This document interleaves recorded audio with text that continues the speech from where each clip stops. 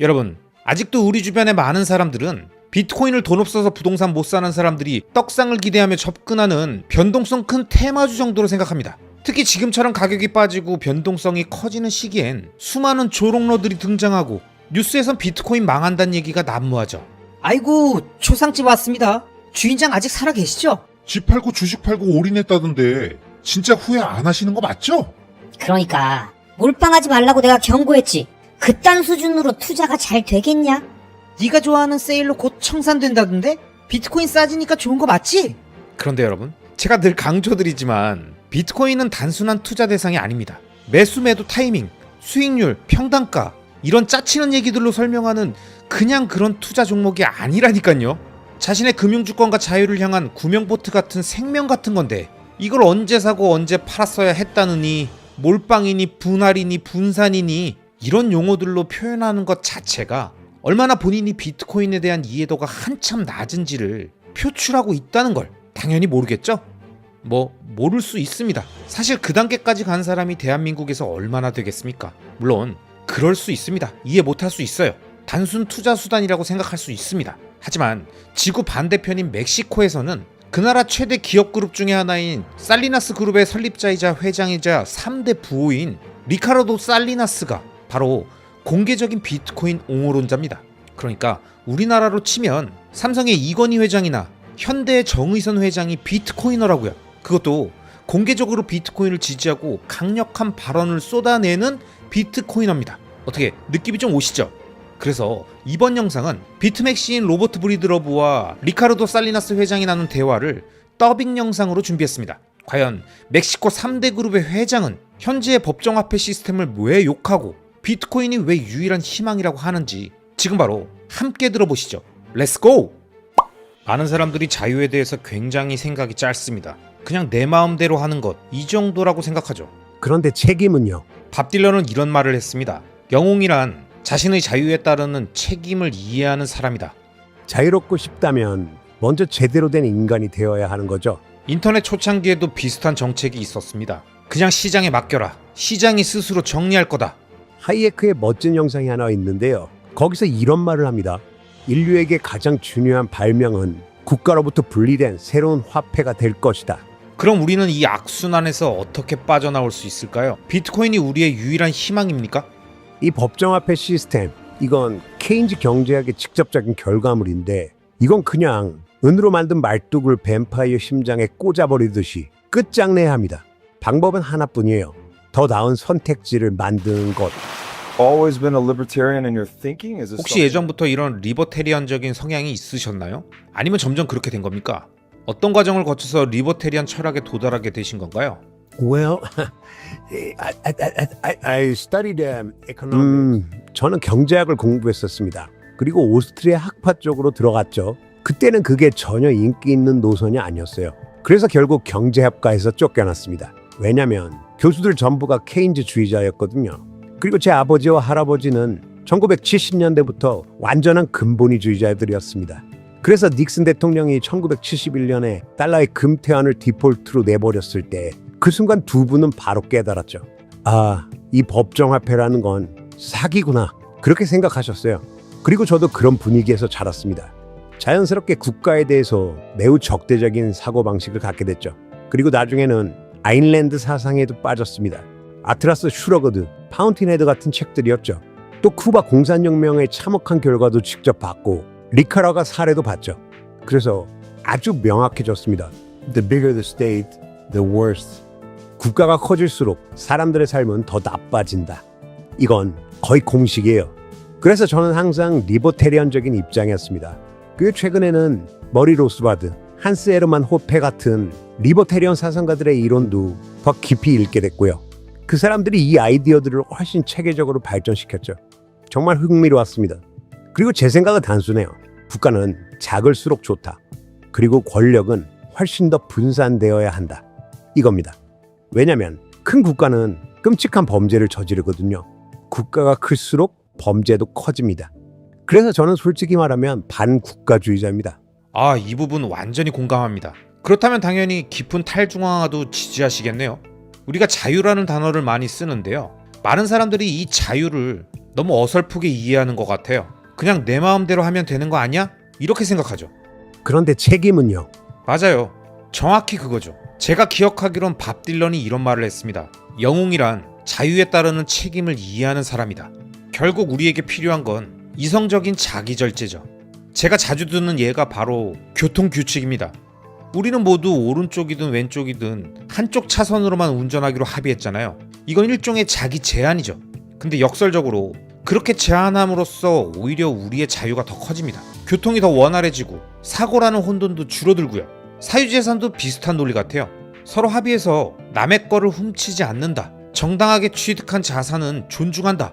이 원칙들만 지켜도 엄청난 경제적 번영이 열리는 거죠. This is just like your mother said. 결국 이게 뭐냐면 우리 어머니들이 해주던 말이랑 똑같다는 거예요. 동생 물건 뺏지 마라. 남한테 해 끼치지 마라. 그게 전부입니다. 그게 전부예요. 아주 단순하죠. 남한테 해 끼치지 말고 남의 물건 훔치지 말고 끝. 정말 쉽잖아요. 근데 문제는 이 집단주의적 사상가들, 이른바 지식인이라는 사람들은 자기들 거창한 이념 하나 들고 와서 대규모 재산 몰수 같은 걸 아무렇지도 않게 주장합니다.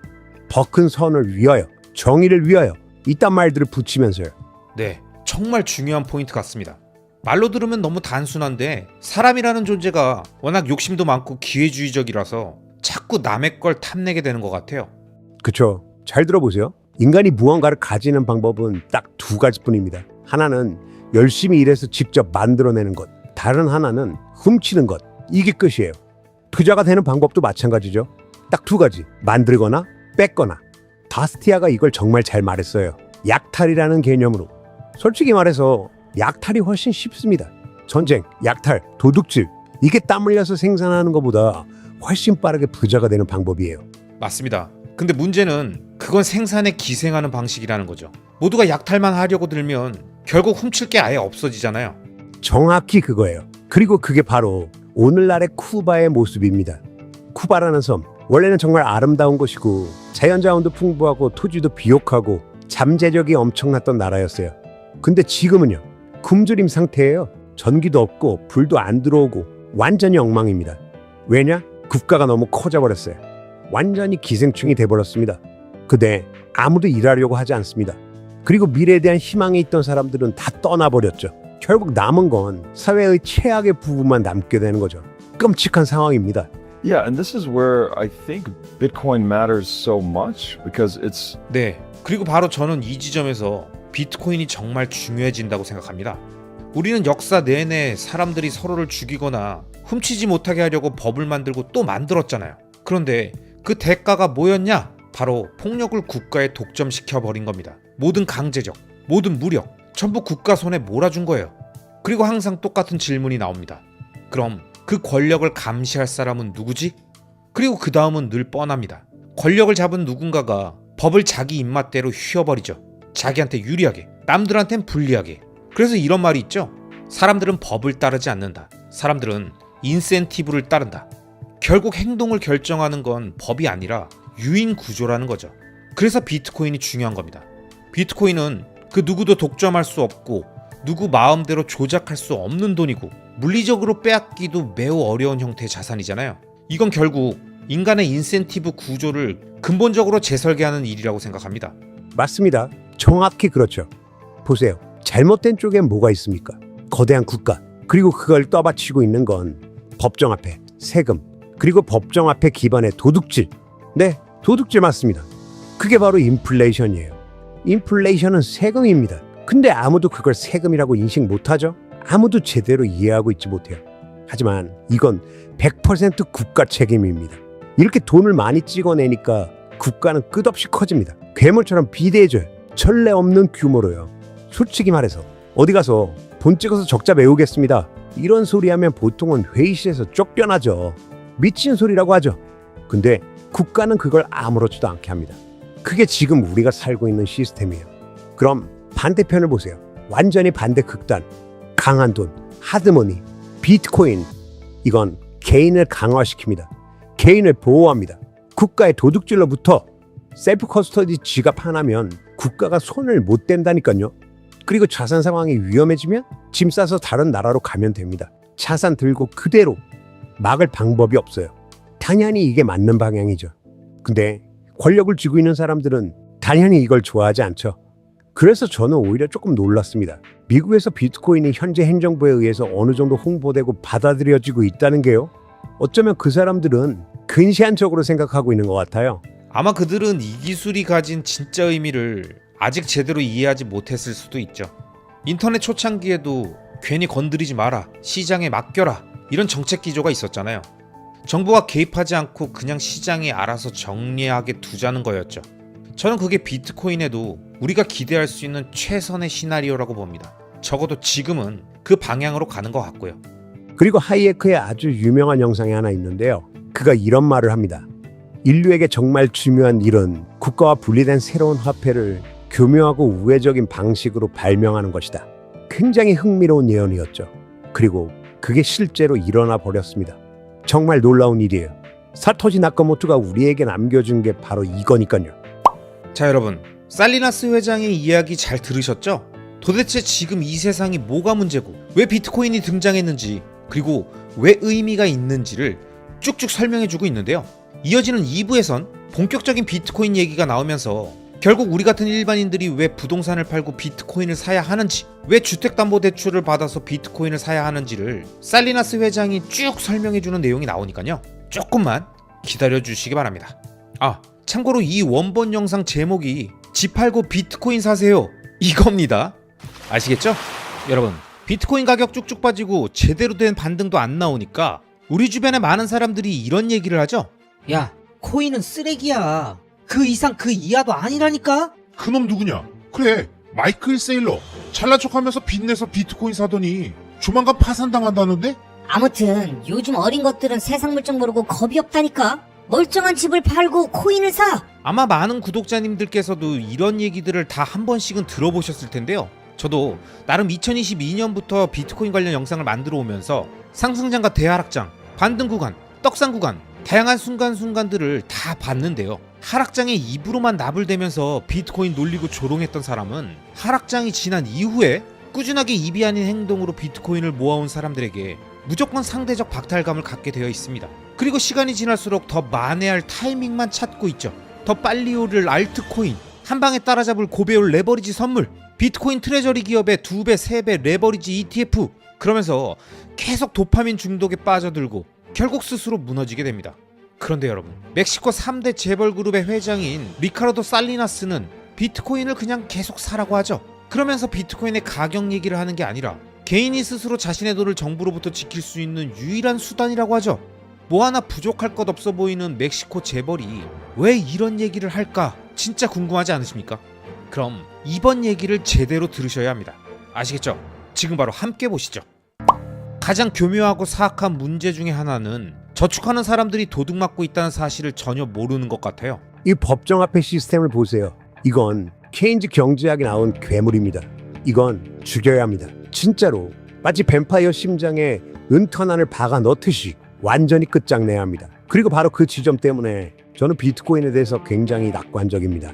인플레이션으로부터 자신을 보호하는 유일한 방법이 비트코인이라는 걸 점점 더 많은 사람들이 깨닫게 될 테니까요. 지금 우리가 110년 넘게 이 중앙은행 실험을 하고 있는 셈 아니겠습니까?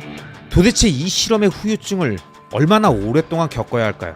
누군가는 울 겁니다. 아니, 아주 많은 사람들이 울게 될 거예요. 이제 막 은퇴하려는 사람들, 나는 평생 일했고 연금 받을 자격이 있어, 이렇게 믿는 사람들, 그분들은 정말 힘들어질 겁니다. 굉장히 잔인한 상황에 올 거예요.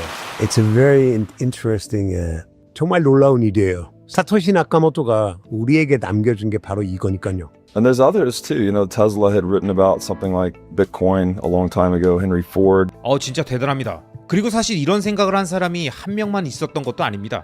니콜라 테슬라도 예전에 비트코인과 비슷한 개념을 쓴 적이 있고, 헨리 포드는 전쟁을 끝낼 전기화폐 이야기를 하기도 했었죠. 저도 비트코인 이전에는 디지털 골드, 이골드, 이머니 같은 걸 굉장히 좋아했어요. 그런데 이것들은 다 정부에 의해서 싹 다 정리됐죠. 그러다가 비트코인이 등장했습니다. 그리고 갑자기 붐! 여기까지 와버린 거죠. 사실 저는 2013년쯤 400달러에 첫 비트코인을 샀었습니다. 빨리 사셨네요. 똑똑하십니다. 사실 실수로 산 거예요. 컨퍼런스 갔다가요. 근데 그런 게 오히려 배우는 기회가 됐죠. Yes. That's good. 그쵸. 제가 하나 여쭤보고 싶은 게 있는데요. 중앙은행 체제, 계속 돈을 찍어내는 이 구조에서 가장 교묘하고 사악한 문제 중에 하나는 저축하는 사람들이 도둑맞고 있다는 사실을 전혀 모르는 것 같아요. 물가는 계속 오르죠. 그런데 정부는 자본가 탓이다, 공급망 탓이다, 아무거나 핑계를 대면서 절대 중앙은행 탓은 안 합니다. 그리고 더 사악한 건 인플레이션으로 훔친 돈을 선전, 가짜뉴스, 전쟁 자금으로 쓰는 거예요. 그리고 진짜 웃긴 건 케인즈 경제학 같은 사이비과학을 학문으로 만들어서 정부는 신이다, 돈은 무한히 찍어내도 된다, 기회비용 따위는 없다, 이런 말도 안 되는 걸 대학에서 가르치죠. 그러니까 지금 구조가 뭐냐면 돈을 찍어서 국민들 돈을 훔치고 그 훔친 돈으로 국민들을 세뇌해서 인플레이션은 좋은 거야 라고 믿게 만든다는 거예요. 진짜 기가 막히죠. 그래서 질문드립니다. 이 악순환을 어떻게 끊습니까? 비트코인이 유일한 희망일까요? Listen, this fiat thing. 이 법정화폐 시스템을 보세요. 이건 케인즈 경제학이 나온 괴물입니다. 이건 죽여야 합니다. 진짜로 마치 뱀파이어 심장에 은턴안을 박아 넣듯이 완전히 끝장내야 합니다. 우리는 정말로 법정화폐를 없애버려야 합니다. 그래서 결국 답은 하나예요. 더 나은 대안을 만드는 것. 그리고 바로 그 지점 때문에 저는 비트코인에 대해서 굉장히 낙관적입니다. 인플레이션으로부터 자신을 보호하는 유일한 방법이 비트코인이라는 걸 점점 더 많은 사람들이 깨닫게 될 테니까요. 그리고 중요한 게 또 하나 있습니다. 정부라는 게 정말 교활해요. 인플레이션을 측정하는 주체가 바로 그들 자신이잖아요. CPI요? 물가 상승률 2.1%입니다. 뭐 이런 말을 하는데요. 정확히 2.1%. 2.2도 아니고 2.0도 아니고 꼭 2.1%. 이게 도대체 뭐죠? 그 숫자는 대체 어떻게 계산한 겁니까? 누가 2.1%를 체감합니까? 아무도 없어요. 고개만 돌려봐도 차 한 대가 10만 달러예요. 예전엔 2만 달러였어요. 이건 그냥 사기죠. 완전 사기. 그런데도 사람들이 이걸 아직 알아채지 못한다는 게 오히려 저는 더 이해가 가지 않습니다. 그리고 또 하나가 있어요.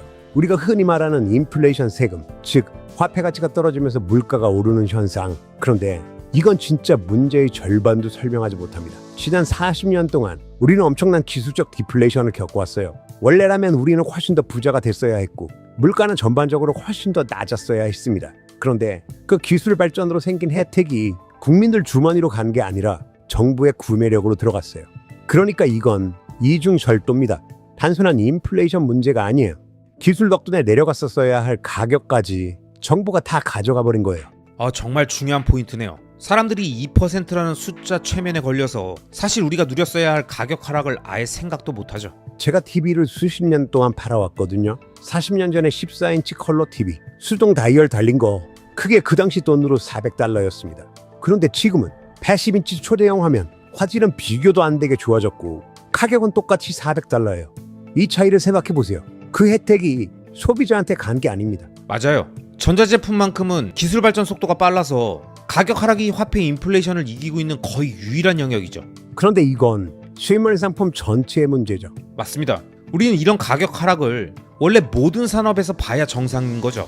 그런데 예를 들어 볼게요. 인공지능. 오늘 우리가 짧은 영상을 하나 봤는데요. 2, 3분짜리 클립이었는데 거의 광고처럼 보이는 영상이었습니다. 그런데 만약 우리가 그 광고를 실제 촬영하려고 했다면요. 저희도 미디어 사업을 하니까 잘 압니다. 2, 3년 전에는 저걸 실제로 촬영했으면 최소 50만 달러는 들었을 거예요. 산속 풍경도 나오고 호수도 있고 그 호수 안에 잠수함도 있고 잠수함 안에는 러시아 장교들이 3차 세계대전을 시작할지 말지 싸우고 있고 완전 영화급 프로덕션이에요.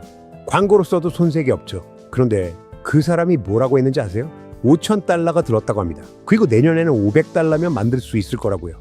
와, 말도 안 되죠. 그래서 제가 묻고 싶어요. 이 두 가지는 근본적으로 양립 불가능한 거 아닙니까? 기술은 계속 가격을 낮추고 있잖아요. 맞죠? 그리고 그건 좋은 일이 아닙니까? Yes, and it's a good thing. Yeah. Deflation is a good thing for everybody. 그럼요. 디플레이션은 모두에게 좋은 겁니다. 그런데 도대체 언제부터 우리가 가격 안정이 필요하다 이런 말을 믿게 된 거죠? 말도 안 되는 소리예요. 애초에 가격 안정이라는 건 존재하지 않습니다. 가격은 상대적인 거예요. 어떤 건 오르고 어떤 건 내려가고 그게 정상입니다.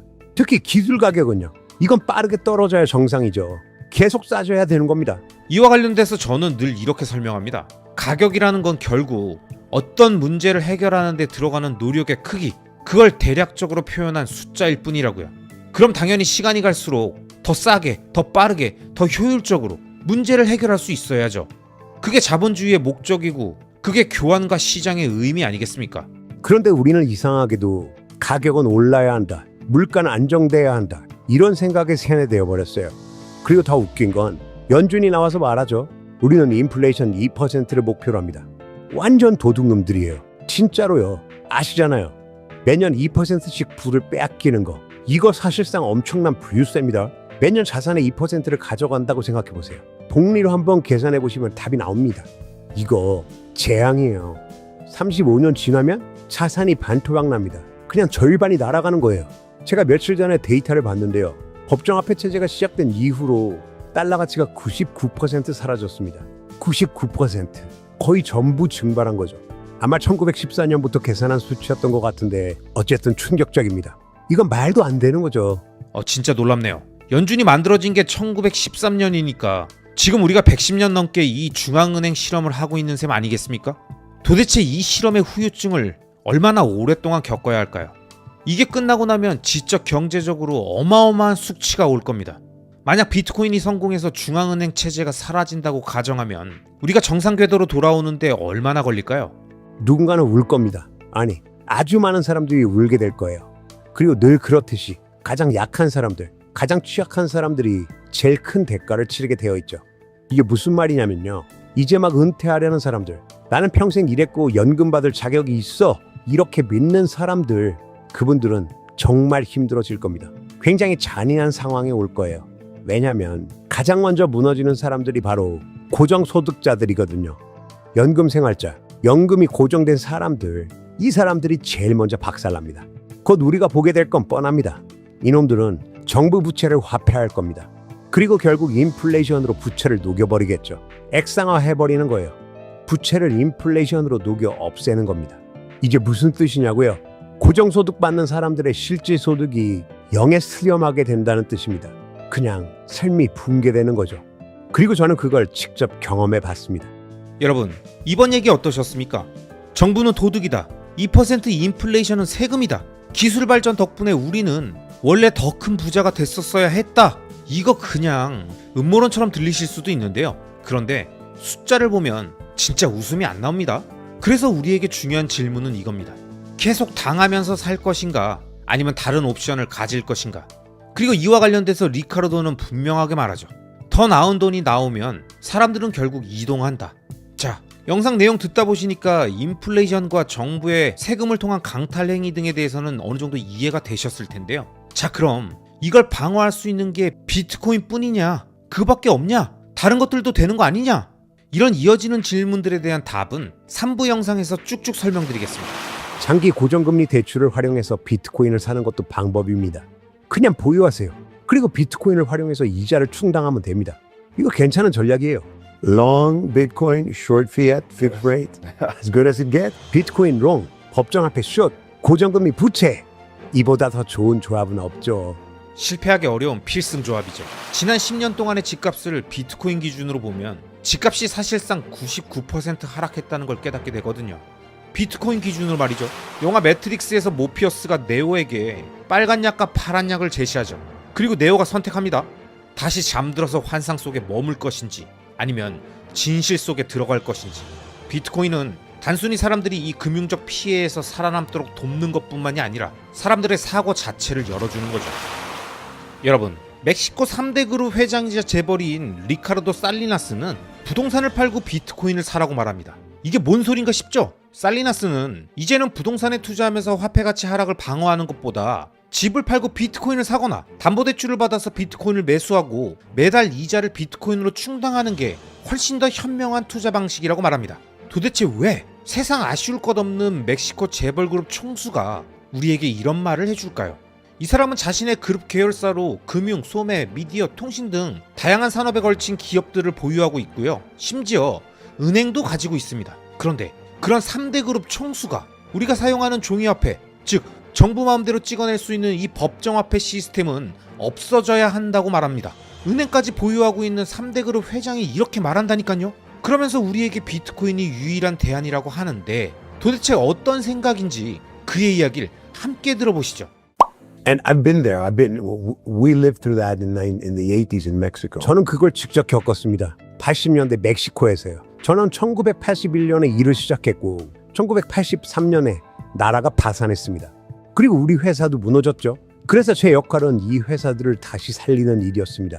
지난 40년 동안 우리는 회사를 재건하고 또 여러 개의 회사를 만들어냈습니다. 하지만 그 경험은 절대 잊지 못합니다. 정말 충격적이었거든요. 예를 들어 볼게요. 당시 달러 가격이 1달러에 20페소였습니다. 그런데 6년 뒤에는 3,000페소가 됐어요. 20에서 3,000. 이건 평생 잊을 수가 없습니다. You never forget. No. We often say that pain is 아, information. 우리가 종종 말하죠. 고통은 정보라고요. 몸이 찢어지면서 새겨지는 경험이라는 뜻이죠. 맞습니다. 그러니까 이런 상황에서 가장 고통받는 사람들이 고정소득으로 살아가는 사람들인 거네요. 월급 생활자들은 생각보다 고통이 덜합니다. 새로운 직장을 구할 수도 있고 급여가 다시 재평가될 수도 있으니까요. 그렇죠? 하지만 저축은 다릅니다. 완전히 산산조각나죠. 비트코인이 없다면 말 그대로 개박살 나는 겁니다. 진짜로 큰 타격을 받는 사람들은 연금 생활자들이에요. 물가 연동이 없는 연금, 사회보장 수급자들, 그리고 장기 채권 보유자들입니다. 솔직히 말해서 30년 만기 채권을 사는 사람들은 진짜 멍청한 사람들이에요. 어떻게 30년 동안 미국 정부의 고정금리로 돈을 빌려줄 생각을 하죠?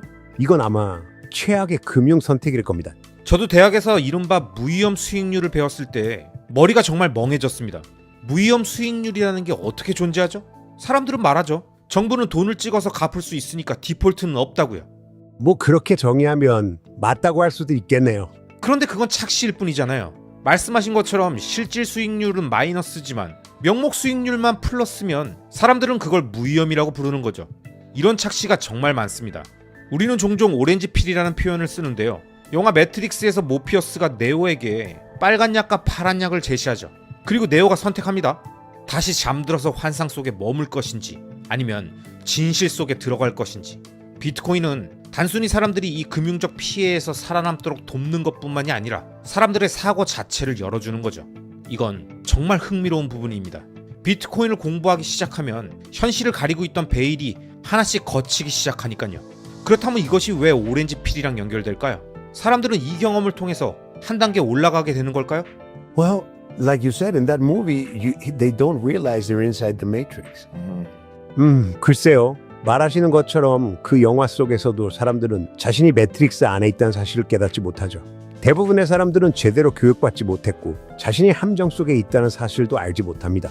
끝없는 쳇바퀴 속에서 자유를 얻지 못한 채 거대한 정부의 노예로 살아가는 구조죠. 물론 어떤 사람들은 노예로 살아가는 것에 전혀 문제를 느끼지 않습니다. 안타깝지만 그게 현실이에요. 하지만 저는 대부분의 사람들은 그렇지 않다고 믿습니다.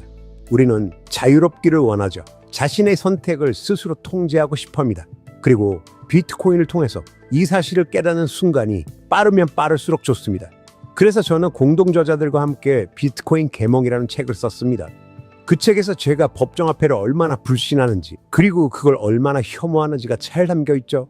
저는 법정화폐가 가장 거대한 사기라고 생각합니다.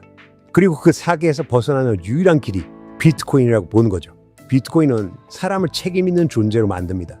자신의 자산을 스스로 보관하는 법을 배워야 하니까요. 아시다시피 그게 또 하나의 중요한 포인트입니다. 사람들은 이렇게 말하죠. 내 돈은 은행에 있으니까 안전해요. 아시죠? 저도 은행가예요. 저희 그룹에서 은행도 소유하고 있고 고객도 2,200만 명이나 됩니다. 그래서 누구보다 그 위험이 어떤 건지 너무나도 잘 알고 있습니다. 사람들은 은행에 돈을 맡기면 그 돈이 금고 주위 어딘가에 그대로 보관되어 있다고 생각하죠. 하지만 그렇지 않습니다. 그 돈은 이미 없어요. 누군가에게 대출돼서 집을 사는 데 쓰이고 있는 거죠. 그게 바로 은행이 하는 일입니다. 결국 은행 시스템은 최종 대부자 역할을 하는 중앙은행에 크게 의존합니다. 그리고 최종 대부자가 존재하기 때문에 은행들은 원래 감수해야 할 수준보다 더 큰 위험을 떠안게 됩니다. 19에서 18세기에 나온 롬바드 스트리트라는 훌륭한 책이 있습니다. 사실 이 세상에 새로운 건 없습니다. 이미 모든 것이 시도됐고 발견됐고 지금도 반복되고 있을 뿐이죠. 저축이 뒷받침이 되지 않는 상태에서 신용을 확대하거나 투자기관과 예금기관이 맞지 않게 운영하면 문제가 생길 수밖에 없습니다. 그렇죠. 맞습니다. 결국 구조적으로 보면 이 시스템은 사기적 성격을 띠잖아요. 부분 지급 준비금 은행 시스템은 정의상 지급 불능 상태에 있는 비즈니스 모델이니까요. 부채가 자산보다 더 많기 때문이죠. 그런데도 전 세계가 이 시스템 위에서 돌아가고 있습니다. 이거 왜 그럴까요? Banking is a concession, a license. 은행업은 정부가 부여한 라이센스가 있어야 하는 허가 사업이기 때문입니다. 그러니까 가장 큰 수혜자는 누구일까요? 바로 정부예요. 정부가 은행 시스템의 최대 수혜자입니다. 물론 은행가들에게도 일부 몫을 허용하죠. 시스템이 굴러가도록 하기 위한 일종의 대가입니다. 하지만 궁극적으로 은행 시스템의 최대 수혜자는 정부예요. 그래서 정부가 은행업 라이센스를 발급하는 겁니다. 그러니까요. 이런 말도 있죠. 라이센스란 정부가 원래 당신에게 있던 권리를 빼앗고 그걸 다시 돈 받고 파는 것이다. 이제 거의 시간이 다 된 것 같네요. 마지막 질문 하나만 드리겠습니다. 이 화폐 부패 게임은 굉장히 깊이 뿌리내려 있잖아요. 그리고 이 문제를 파고들다 보면 결국 일종의 영적인 투쟁처럼 느껴지기도 하고요. 인간은 돈을 찍어내는 유혹을 이기지 못하는 존재인 것 같거든요. 그래서 결국 우리는 반복해서 부패한 화폐 체제에 빠지게 되는 거죠. 그런데 비트코인은 부패하기 어려운 돈처럼 보입니다. 어쩌면 이것이 우리가 스스로의 한계를 넘어 빠져나오기 위해 필요했던 혁신일지도 모른다는 생각이 드는데요. 그래서 여쭤볼게요. 이걸 화폐의 부패를 영원히 제거하려는 영적 투쟁이라고 표현하는 건 과장된 걸까요? 글쎄요. 확신하긴 어렵습니다. 하지만 분명한 건 법정 앞에는 사기고 사기는 본질적으로 부패한다는 거죠. 그래서 그런 관점에서는 맞다고 볼 수도 있습니다. 다만 대중의 인식 속에서는 금융세계에서 엄청난 성공을 보인 사람들을 보면서 저 사람들은 분명 부패했을 거야 이렇게 생각할 거예요. 왜냐하면 그렇게 많은 돈을 정직하게 벌 수는 없었다고 믿으니까요. 그리고 사람들은 이렇게 말하겠죠. 나는 매일 열심히 일하는데 남는 게 별로 없어. 그런데 금융세계에서는 클릭 몇 번, 거래 한 번으로 1억 5천만 달러, 심지어 10억 달러까지 벌기도 합니다. 그러니까 손가락질하면서 그 사람들이 부패했다고 말하기 쉬운 겁니다. 하지만 저는 여기서 구분이 좀 필요하다고 봅니다. 금융시장도 결국 시장입니다. 물론 일부 정치인들처럼 내부자 정보 같은 것들을 악용한다면 그건 완전히 다른 문제죠. 그건 법적으로 다뤄야 하고 집행되어야 합니다. 하지만 시장에서 정상적으로 거래되는 것은 높은 위험과 고수익이 동시에 존재하는 게임입니다. 어떤 사람들은 그 게임을 잘 이해하고 잘 해내는 것이고 저는 그걸 부패라고 보진 않습니다. 다만 사무실에서 일하면서 시간당 20달러를 버는 사람들에게는 그런 돈의 규모를 받아들이기 어려운 것도 사실이죠. 그래서 저는 모든 것이 부패했다고 말하고 싶지는 않습니다. 아무튼 다시 비트코인 얘기로 돌아가 보죠.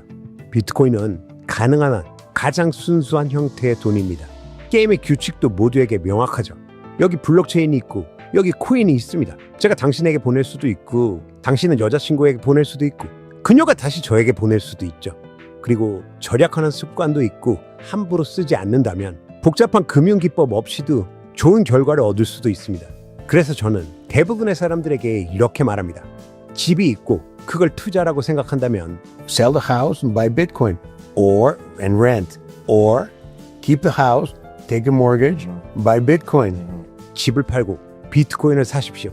혹은 집을 유지하면서 담보대출을 활용해서 비트코인을 사세요. 이렇게 말이죠. 그리고 필요할 때마다 비트코인을 활용해서 생활비를 충당하면 된다고 말합니다. 왜냐하면 사람은 살아야 하니까요. 물론 투자에는 다양한 목적과 기준이 있습니다. 하지만 대부분의 사람들의 저축은 주거용 부동산의 형태로 이루어져 있죠. 그리고 그건 나쁜 저축은 아닙니다. 집이라는 자산은 쉽게 가치가 0이 되진 않으니까요. 다만 그 자산을 비트코인과 비교하면 경쟁이 되지 않습니다. 집은 항상 더 지어낼 수 있죠. 하지만 비트코인은 더 만들어낼 수가 없습니다. 그리고 집은 어떤 일이 생겼을 때 가지고 이동할 수가 없습니다. 재산세도 있고 유지비도 있고 여러 가지 비용이 발생되죠. 마이클 세일러도 부동산 투자와 비트코인의 차이를 아주 잘 설명해 줬었죠. 물론 사람에게 살 집은 필요합니다. 그건 별개의 문제예요. 실거주 주택은 나쁜 선택이 아닙니다. 살기 위한 집이라면 좋은 선택이죠. 하지만 투자 대상으로 본다면 전혀 다른 얘기입니다. 맞습니다. 아주 좋은 포인트네요. 좋은 조언이에요. 많은 사람들이 충격받는 순간이 하나 있습니다. 지난 10년 동안의 집값을 비트코인 기준으로 보면 집값이 사실상 99% 하락했다는 걸 깨닫게 되거든요. 비트코인 기준으로 말이죠. 지금 평균 주택 가격이 얼마죠? 약 30만 달러? 아니면 40만 달러 정도? 비트코인으로 보면 대략 4BTC 정도 될 겁니다. 네, 비트코인 4개라고요? 네, 미국 기준으로 약 40만 달러 정도예요. Be careful with that house. 그 집 조심해야겠는데요. 결국 문제는 기준점이죠. 어떤 단위로 자산 가격을 측정하느냐에 따라 자산이 오르는 것처럼 보일 수도 있고 내리는 것처럼 보일 수도 있으니까요. 그래서 저는 대부분의 사람들에게 집을 보유하는 것은 좋은 투자라고 말합니다. 단 그 집에 실제로 거주한다면 말이죠. 그리고 완전히 상환된 집이라면 더 좋은 투자일 수도 있죠. 부채가 없는 상태라면 깔끔하니까요. 하지만 장기 고정금리 대출을 활용해서 비트코인을 사는 것도 방법입니다. 그냥 보유하세요.